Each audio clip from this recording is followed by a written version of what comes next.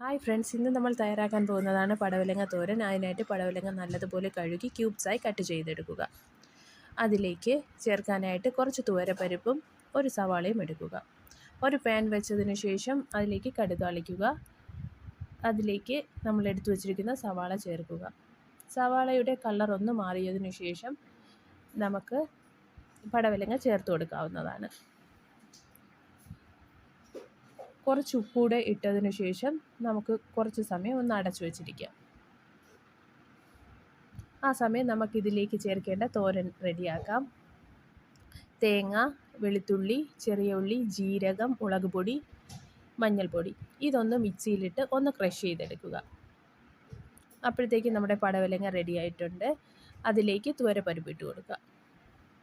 അതിനുശേഷം ഈ അരച്ച് വെച്ചിരിക്കുന്ന ആ മിക്സും കൂടെ ഇട്ട് കൊടുക്കുക. അപ്പോൾ നമ്മുടെ സ്വാദിഷ്ടമായ പടവലങ്ങ തോരൻ റെഡി ആയിട്ടുണ്ട്.